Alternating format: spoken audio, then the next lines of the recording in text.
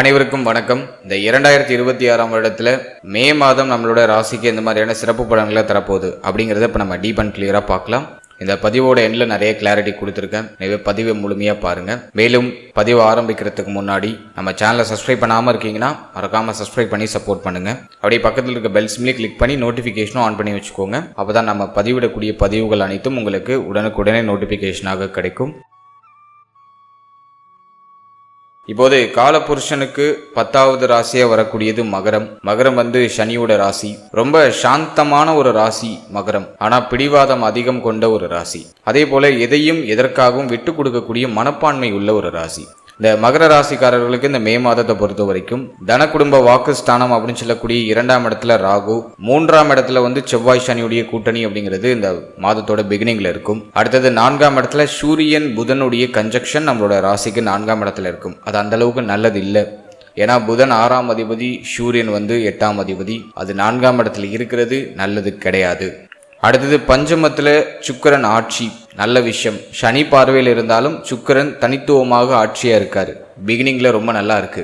அடுத்தது 6ஆம் இடத்துல குரு, 8ஆம் இடத்துல கேது. இதுதான் இந்த மே மாதத்துக்கான கிரக நிலைகள்.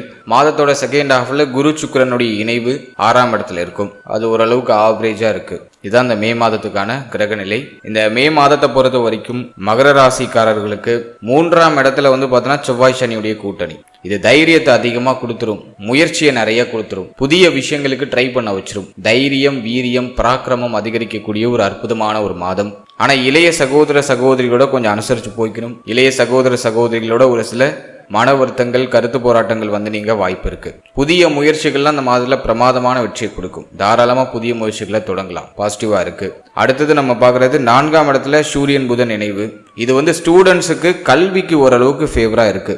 கல்விக்கு நல்ல முன்னேற்றத்தை கொடுக்கக்கூடிய ஒரு அமைப்புல இருக்கு. புதிய விஷயங்களை கத்துக்கிறது, புதிய விஷயங்களை தெரிஞ்சுக்கிறது, புதுசா ஏதாச்சும் ஒரு விஷயத்த லேர்ன் பண்றதுக்கு முயற்சி பண்றது, அதுக்கு இந்த மாதம் பாசிட்டிவா இருக்கு. ஏதாச்சும் அடிஷனலா கோர்ஸ் பண்றது, தேவையான நாலேஜை இன்னும் நல்லா எவாலுவேஷன் பண்றது, அதுக்கெல்லாம் அந்த மாதம் பாசிட்டிவா இருக்கு. ஆனா மன நிம்மதி கெடுது. மனசுல ஒரு பெரிய கவலை வந்துடுது. மனசுல குழப்பம் வருது. சரியான பாதையில போறோமா, கரெக்டா இதெல்லாம் நடக்குதா அப்படிங்கிற மாதிரி ஒரு சந்தேகம், ஒரு குழப்பம் வருது. நம்ம ராசிநாதனோட செவ்வாய் இணைஞ்சிருக்கிறதுனால கோப உணர்வு சற்று அதிகமா வரும். எல்லாத்துக்கும் கோபம் வரும். எதுக்கு கோபப்படுறோன்னே தெரியாது. அவசர குணம் அதிகரிக்கும். ஒரு நிதானம் இருக்காது. எனவே இந்த மாதத்துல நிதானம் தேவை.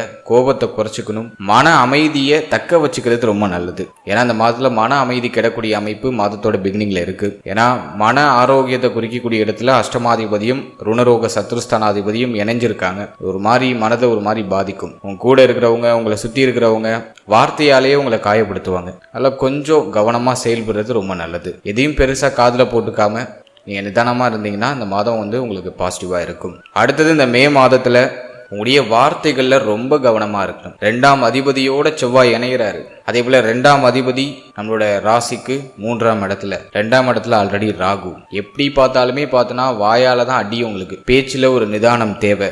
ரொம்ப கவனமா இருக்கணும். வார்த்தைகள்ல ரொம்ப எச்சரிக்கையா இருக்கணும். பேசி ஏதாச்சும் பிரச்சனையில மாட்டிக்கிறது, வாயை கொடுத்து ஏதாச்சும் ஒரு பிரச்சனையை தான் தலையில இழுத்து போட்டுக்கிறது, இது போன்ற அமைப்புகள் சற்று அதிகமா இருக்கு. கோபமான வார்த்தைகள் அதிகமா வெளிப்பட ஆரம்பிக்கும். கோபத்துல என்ன பேசுறோன்னே தெரியாம உணர்ச்சி வசப்பட்டு அதிகமா பேசிடுவோம். அதெல்லாம் இந்த மாதத்துல அவாய்ட் பண்ணிக்கிறது ரொம்ப நல்லது. யாருக்கும் வாக்கு கொடுக்காதீங்க. இந்த மாதத்துல கொடுத்த வாக்கை காப்பாற்ற முடியாது, உறுதியை காப்பாற்ற முடியாது. அதனால யாருக்கும் வாக்கு கொடுக்காதீங்க. யாராச்சும் உங்கள்கிட்ட வாயை பிடுங்குற மாதிரி பேசுறாங்கன்னா கையை கட்டிட்டு அவங்க பேசுறதை மட்டும் வேடிக்கை பாருங்க. பேசுற வரைக்கும் பேசுறோம், தொண்டைகளையே பேசிட்டோம், கையை கட்டிட்டு வேடிக்கை மட்டும் பாருங்க. நீங்க வார்த்தையை விட்டீங்க, சோழி முடிஞ்சிச்சு. ஏன்னா உங்க வார்த்தையை பிடுங்கணுங்கிறதுக்காக தான் உங்க ஆப்போசிட்ல உள்ளவங்க எல்லாம் பேசுறாங்களே. நல்லா வார்த்தையே விடாதீங்க. மைதியா கையை கட்டிட்டு நீ என்ன வேணா பேசுப்பா, நான் பாக்குறேன் அப்படின்னு சொல்லிட்டு ஏதோ ஒரு காமெடி வீடியோ பாக்குற மாதிரி பார்த்துட்டு இருங்க போதும். எனவே வார்த்தைகள்ல ரொம்ப நிதானம் தேவை.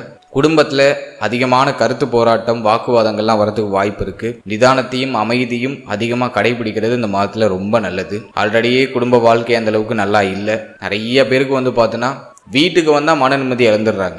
ஒரு வேலைக்கு போகிறாங்க, வெளியிடங்களுக்கு போகிறாங்க, அங்கெல்லாம் ஓரளவுக்கு ஆத்ம திருப்தி, ஒரு மன நிம்மதி இருக்குது. வெளில போயிட்டாலே ஓரளவுக்கு ஃப்ரீ ஆயிடுறாங்க. ஆனால் வீட்டுக்கு ரிட்டர்ன் வந்துட்டா கம் டு பேக் நார்மல். ஒரு மாதிரி மன இறுக்கம், குழப்பம், மன அமைதி கெடக்கூடிய ஒரு அமைப்பு, ஃபேமிலியில் அதிகமான வாக்குவாதம், இதெல்லாம் ஒரு மாதிரி இறுக்கமான ஒரு மனநிலை கொடுத்துரும். முடிஞ்ச அளவுக்கு குடும்பத்தை விட்டு பிரிஞ்சு வெளியூர், வெளிநாடு, வெளிமாநிலம் அப்படின்னு சொல்லிட்டு தொழில் ரீதியாகவோ உத்தியோக ரீதியாகவோ அல்லது கல்வி நிமித்தங்கள் ரீதியாகவோ பயணிக்கிறது ரொம்ப நல்லது. ஃபேமிலியோட இருக்கிறத விட வெளியிடங்களுக்கு போயிடுறது ரொம்ப நல்லது. எனவே வார்த்தைகள், குடும்ப உறுப்பினர்கள் இது சம்பந்தமான விஷயத்துல இந்த மாதத்துல கவனம் தேவை. அடுத்தது இந்த மே மாதத்துல 4ஆம் இடத்துல சூரியன் புதன் இணைஞ்சிருக்கிறதுனால தாயாருடைய தேக ஆரோக்கியத்துல சற்று கூடுதல் கவனம் செலுத்திக்கணும். தாயாருடைய தேக ஆரோக்கியம் பாதிக்கப்படுறதுக்கு வாய்ப்பு இருக்கு. தாயாருடைய தேக ஆரோக்கியம், அவர்களுடைய உறவு நிலை, அவர்களோட பேசும் பொழுதுலாம் ரொம்ப கவனமா இருக்கணும். ஒன்று கருத்து போராட்டத்தை கொடுத்துருது அல்லது தேக ஆரோக்கியத்தை கெடுத்துருது. எனவே இந்த மாதம் தாய் சம்பந்தமான விஷயத்துல கவனமா இருக்கணும். தாய் வழி உறவுகளோடையும் சற்று கவனமா இருக்கணும். தாய் வழி உறவுகளோடையும் ஒரு சில மனக்கசப்புகள் நீங்க வாய்ப்பு இருக்கு, சற்று கவனம் தேவை. அடுத்தது சூரியன் புதன் 8ஆம் இடத்துல இருக்கிறதுனால வண்டி வாகனங்களுக்கு அதிகமான செலவு வரக்கூடிய ஒரு காலகட்டம். உங்ககிட்ட ஏதாச்சும் வண்டி வாகனம் இருக்குன்னா அது பழுது நீக்கல் சார்ந்த வகையில நிறைய செலவு வரத்துக்கு வாய்ப்பு இருக்கு. கவனமா இருக்கணும். யாருக்கிட்டையும் உங்க வண்டியை ஒப்படைக்காதீங்க. யாராச்சும் இரவ கேட்கறாங்க, வண்டி கேட்கறாங்க அப்படின்னா கொடுக்காதீங்க. அவங்க ஏதாச்சும் ஒரு செலவு வச்சு விட்டு போடுவாங்க உங்களுக்கு. அதெல்லாம் வண்டி வாகனங்களை சரியா பராமரிச்சுக்கிறது ரொம்ப நல்லது. 3வது நபரை நம்பி உங்களுடைய வண்டி வாகனங்களை கொடுக்காம இருக்கிறது நல்லது. இந்த மாதத்துல வண்டி வாகனங்கள்ல பயணிக்கும் பொழுதும் சற்று கவனமா இருக்கணும். ஏன்னா 6ஆம் அதிபதி அஷ்டமாதிபதி ஒன்னு சேர்ந்து மாதத்தோட பிகினிங்ல உங்களுடைய ராசிக்கு 4ஆம் இடத்துல இருக்கிறதுனால வண்டி வாகனங்கள்ல பயணிக்கிறது, ரோட்ல வேகமா போறது, இதெல்லாம் கொஞ்சம் நம்ம நிதானப்படுத்திக்கிறது நல்லது. ஒரு ஆபீஸ் போறீங்க அல்லது ஏதாச்சும் ஒரு ஃபங்க்ஷனுக்கு போறீங்க, ஒரு முக்கியமான விஷயத்துக்கு போறீங்க அப்படின்னா 1 மணி நேரத்துக்கு முன்னாடியே கிளம்பிடுங்க. அப்படியே ஃப்ரீயா பொறுமையா எல்லாத்தையும் ரசிச்சுக்கிட்டே போங்க. அவசரமா போறதெல்லாம் இல்லாம இந்த மாதத்துல கொஞ்சம் நிதானப்படுத்தி செயல்படுறது ரொம்ப நல்லது. அடுத்து இந்த மாதத்துல பாகியஸ்தானத்துல செவ்வாய் சனியுடைய பார்வை இருக்கு. எனவே தந்தையுடைய தேக ஆரோக்கியத்திலையும் கவனம் தேவை. தந்தை வழி உறவுகளோடையும் கவனம் தேவை. தந்தை சம்பந்தமான விஷயத்திலையும் சற்று கவனம் எடுத்துக்கணும். அதுவுமே கொஞ்சம் மைனஸா தான் இருக்கு, டிமெரிட்டா தான் இருக்கு. அடுத்தது இந்த மாதத்துல சுக்கிரன் உங்களுக்கு 5ஆம் இடத்துல ஆட்சியா இருக்கிறது. புத்திர பாகியம் இல்லாதவர்களுக்கு அந்த புத்திர பாகியத்துக்கான அந்த முயற்சிகளை செய்ய வைக்கும். தாராளமா முயற்சிகளை செய்யலாம். 3ஆம் இடம் ஆக்டிவ்ல இருக்கு. பஞ்சமஸ்தானத்துல பஞ்சமாதிபதி ஆட்சி ஆகிறாரு. ஒரு சில மருத்துவ செலவு, ஒரு சில முயற்சிகளுக்கு பிறகு புத்திர பாகியத்துல சுப செய்தியை இந்த மாதத்துல முதல் 14 நாட்களுக்குள்ள நீங்க எதிர்பார்க்கலாம். ட்ரை பண்ணலாம். நிறைய பேர் இந்த முயற்சிகளை ஸ்டார்ட் பண்ணிருப்பாங்க. பஞ்சமஸ்தானத்துல சுக்கிரன் ஆட்சியா இருக்கிறதுனால இது உங்களுக்கு சாதகம் தான். அடுத்தது பிள்ளைகள் சார்ந்த வகையில ஒரு சில மன வருத்தங்கள் இருக்கும். ஆனா இந்த மாதத்துல முதல் 14 நாட்கள் உங்களுக்கு பெருசா பாதிப்பா இல்ல. 14ஆம் தேதிக்கு பிறகு பிள்ளைகள் சார்ந்த அத்தனை விஷயத்திலையும் சற்று கவனம், நிதானம், அனுசரிப்பு அப்படிங்கிறது கண்டிப்பா இருக்கணும். அடுத்தது இந்த மாதத்துல 6ஆம் இடத்துல குரு. கடன் இல்லாத மனிதர்களையே பார்க்க முடியாது. மகரத்தை சேர்ந்த ஒரு 60% பேருக்கு கடன் உறுதியா இருக்கும். அதான் குரு 6ஆம் இடத்துல இருக்கக்கூடிய அந்த குரு கடனை உருவாக்குவாரு. பழைய கடனை திரும்ப கட்ட வைப்பாரு. ஏன்னா 12ஆம் அதிபதி 6ல இருக்காரு. எனவே கடன் அடைப்படுது, புதிய கடன் உருவாகக்கூடிய அந்த சிந்தனையை கொடுக்குது. கடன் வாங்கி மாற்றம் செய்யலாம். கோல்டு அடகு வச்சு ஏதாச்சும் மாற்றம் செய்யலாம். நிறைய பேருக்கு கோல்டு லோன் இருக்கும். பர்சனல் லோன் இல்லைனாலும் கோல்டு லோன் இருக்கும். அதுதான் அந்த 6ஆம் இடத்துல இருக்கிற குரு கிரியேட் பண்ணக்கூடிய ஒரு அமைப்பு. ஆனா இந்த மாதம் எல்லாத்தையும் சமாளிக்கிறதுக்கான கேப்பபிலிட்டி இருக்கு. பழைய கடனை கட்டி முடிக்கிறீங்க, அடகுல இருக்கிற கோல்டு ரிட்டர்ன் எடுக்கிறீங்க. ஸோ அதுக்குள்ள அந்த மாதம் பாசிட்டிவா இருக்கு. அடுத்தது அஷ்டமத்துல கேது. ஹெல்த்ல ரொம்ப கவனம் எடுத்துக்கணும். நிறைய பேருக்கு தேக ஆரோக்கியம் சரியா இல்லை. இந்த மாதம் 4ஆம் இடமும் பாதிக்கப்படுது, 8ஆம் இடமும் பாதிக்கப்படுது. அதே போல இந்த மாதத்துல 6ஆம் இடத்துல செவ்வாய் தன்னுடைய பார்வையை பதிக்கிறாரு. 2ஆம் இடத்துல ராகு. மாதிரி குழப்பமாக தான் இருக்கு. ஹெல்த்தும் பெருசா ஃபேவரா இல்லை. எனவே தேக ஆரோக்கியத்தில் அக்கறை எடுத்துக்கணும். குறிப்பா கண் பல் உபாதை வராம பார்த்துக்கோங்க. நிறைய பேருக்கு கண் சம்பந்தமான விஷயம், பல் சம்பந்தமான விஷயத்துல பாதிப்பு வர வாய்ப்பு இருக்கு. நிறைய பேருக்கு இந்த ஆல்ரெடி நீங்க கண் சம்பந்தமான விஷயத்துல பாதிக்கப்பட்டிருக்கீங்க, கண்ணாடி அணிஞ்சிருக்கீங்கன்னா உங்களோட கண்ணாடி எல்லாம் சேஞ்ச் பண்ணுவீங்க. அதுக்கான வாய்ப்புகள் உண்டு. அடுத்து இந்த மாதத்துல கோபத்தால ஏற்படக்கூடிய பிரச்சனை, பிரஷர் அதிகரிக்கிறது, பிளட் பிரஷர் அதிகரிக்கிறது, ரத்தம் சம்பந்தப்பட்ட பிணிகள் வருது. செவ்வாய் சனி கூட்டணி இருக்கிறதுனால நரம்பு சம்பந்தப்பட்ட பிரச்சனை, அதெல்லாம் இந்த மாதத்துல எட்டி பார்க்க வாய்ப்பு இருக்கு.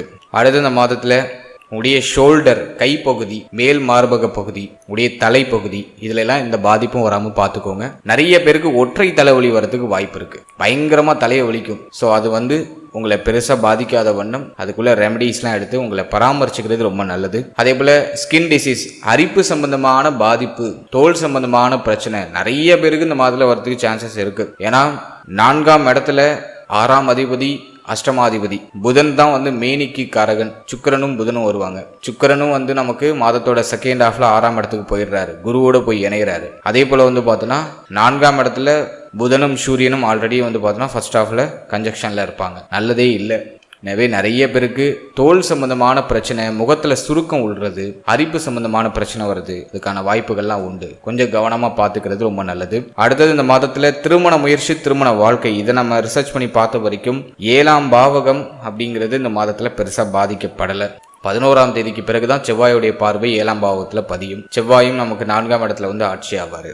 எனவே இந்த மாதத்தை பொறுத்த வரைக்கும் வாழ்க்கையினுடைய ஆறுதல், அரவணைப்பு இதெல்லாம் பரிபூர்ணமா இருக்கும். ஆனா வாக்குவாதமும் கருத்து போராட்டமும் கண்ணாபின்னான்னு இருக்கும். எனவே பேச்சில தான் ரொம்ப கவனமா இருக்கணும். தேவையில்லாத வாக்குவாதங்களையும் கருத்து போராட்டத்தையும் தவிர்க்கிறது ரொம்ப நல்லது. அமைதியோடு செயல்பட்டாலே இந்த மாதம் வந்து உங்களுக்கு பாதிப்பை கொடுக்காது. திருமணம் ஆகாதவர்களுக்கு இந்த மாதத்துல திருமண முயற்சிகள்லாம் கைகூடி வரும். ஆனா பிரைட்டா சொல்ல முடியல, பட் ஓகே, ட்ரை பண்ணலாம். ஓரளவுக்கு பாசிட்டிவா இருக்கு. ஜூன் மாதத்துக்கு பிறகு ரொம்ப பிரகாசமா இருக்கு. ஜூன் மாதம் வரைக்கும் கொஞ்சம் டல்லா தான் இருக்கு. குரு பயிற்சிக்கு பிறகு திருமண முயற்சிகளை செய்யறது ரொம்ப நல்லது. இப்பயே ஸ்டார்ட் பண்ணுங்க. அது அப்படியே ஜூன் மாதத்துக்கு பிறகு அப்படியே கைகூடி வரும். அதில் எதுவும் பெருசா குற்றமா இல்லை. அடுத்தது நம்ம பார்க்குறது தொழில், உத்தியோகம், இதெல்லாம் நம்ம ரிசர்ச் பண்ணி பார்த்த வரைக்கும் 11ஆம் இடத்துல சுக்கிரனுடைய பார்வை இருக்கிறது ஒரு வகையில் நல்லது.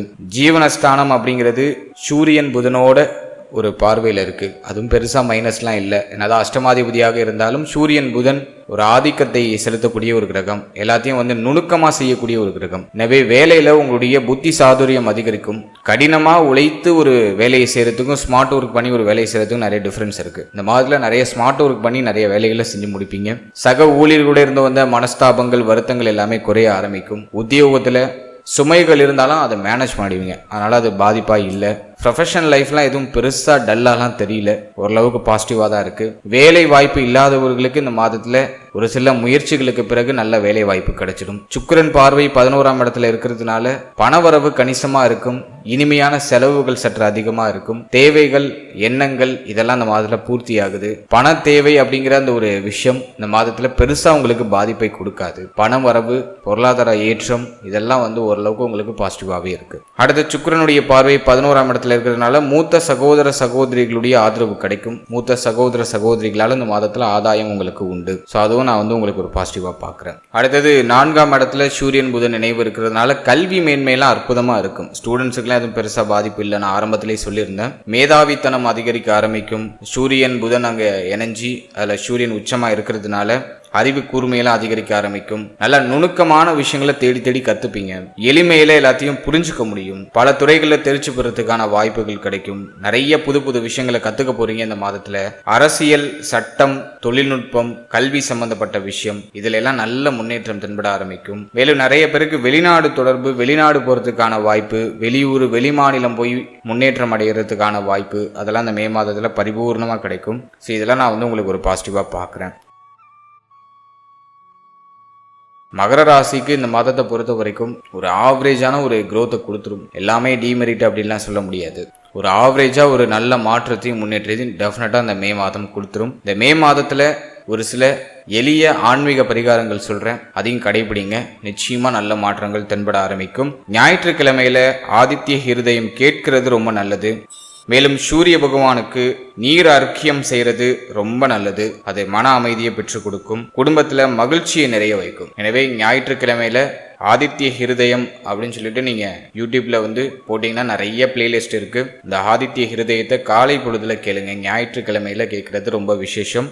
சூரிய பகவானுக்கு நீர் அர்க்கியம் செய்யறது மன அமைதியும் குடும்பத்துல ஒரு மகிழ்ச்சி மாற்றத்தையும் டெஃபினட்டா ஏற்படுத்தி கொடுக்கும். இந்த எளிய பரிகாரங்களை செய்யுங்க. இதோட தான தர்மம் செய்யறதுக்கு வாய்ப்பு கிடைச்சதுன்னா தாராளமா செய்யுங்க.